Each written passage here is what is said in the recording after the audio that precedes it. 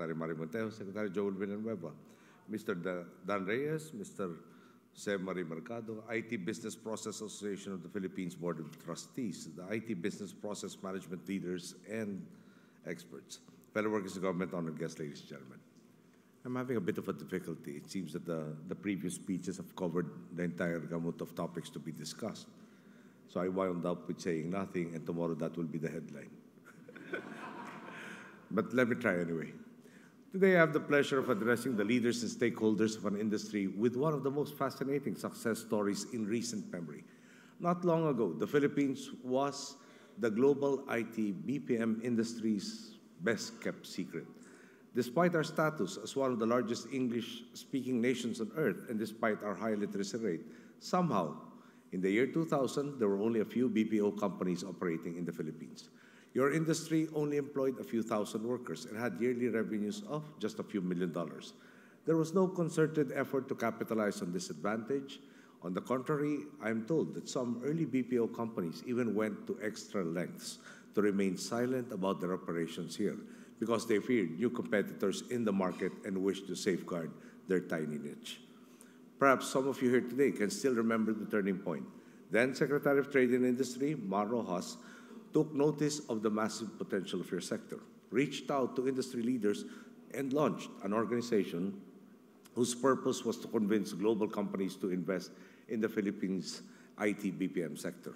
Eventually, through the confluence of efforts between the public and private sectors and due to the sheer talent and skill of our greatest resource, the Filipino people, you succeeded in doing just that.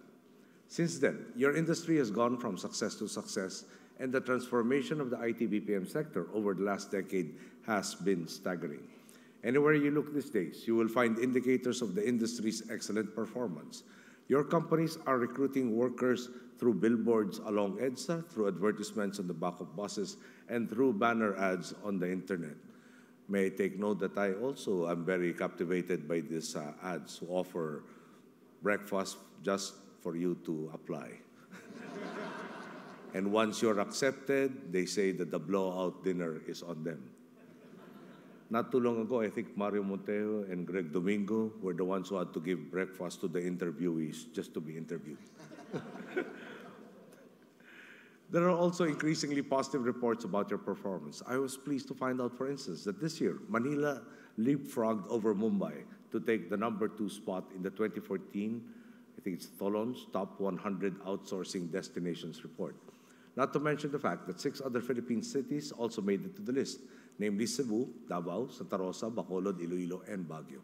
I've also been informed that as of September 2014, employment in your industry has reached the 1 million mark, which makes me hopeful that by 2016, you will meet, if not exceed, your target of employing more than 1.3 million Filipinos. But since your industry is known for innovation, I think you will do better than a 15% growth on a yearly basis. And we add that during our recent European and North American trip, we made it a point to convince more of those that have been investing in this sector to do so much more. And I think I will leave it up to Greg to give you the details of this. Might I point out, these jobs, as you know, take on a multiplier effect. They empower your employees to frequent convenience stores, coffee shops, to buy more prepaid loads for their mobile phones, to pay their rent, if not invest in condominiums for themselves, and to ride public transport, if not purchase their own vehicles. I'm told also that traffic is now also part of the traffic problem, being victims and also contributors, I understand. There is supposed to be a market in our auto industry catering specifically to employees in your sector. And they are all projecting, a 20% increase in sales on a year-to-year basis. In short, ladies and gentlemen, these 1 million jobs are equivalent to 1 million productive employees and empowered consumers who stimulate the economy and in turn create even more jobs, thus spurring a virtuous cycle of inclusive growth. The tangible benefits that your industry brings to our people by tapping their innate skill, talent, and creativity has never been clearer, and I stand here today to tell you that our government has every intention of helping you continue growing and empowering our people. We are highly aware of your company's need to continue hiring people with the right skill sets for the jobs that are available. which is why we have continued to enhance the capacities of our Technical Education and Skills Development Authority. Over the course of our administration, we have invested more than 1.3 billion pesos in our Training for Work Scholarship Program for the IT BPM sector. This includes the part of the program conducted in partnership with your association, which produced more than 65,000 graduates, 70.7% of whom are already working for you.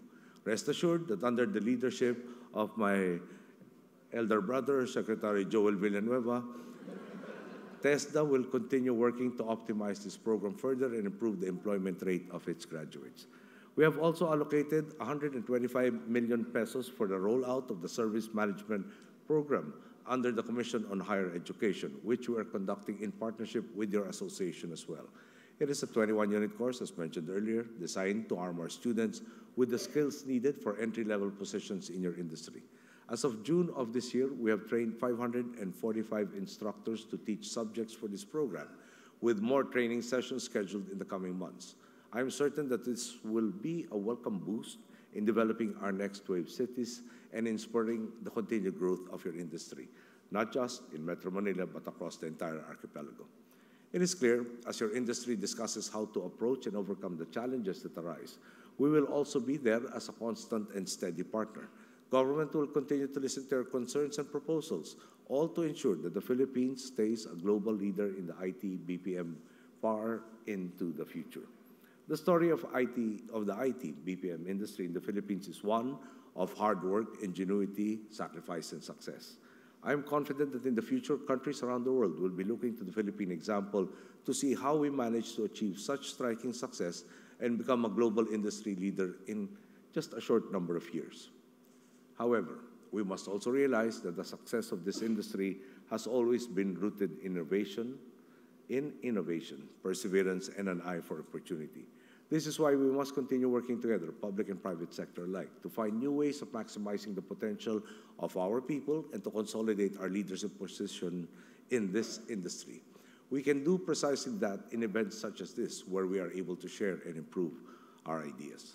Without doubt, this is the best way to make certain that this industry's remarkable story of growth continues without end, that more and more Filipinos are able to enter this industry and have long, rewarding careers, and that IT BPM in the Philippines can continue being a platform to show the entire globe that the Filipino works and that the Filipino is indeed world-class.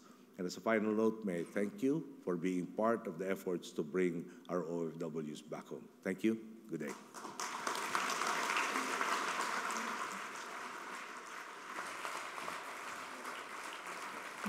May we request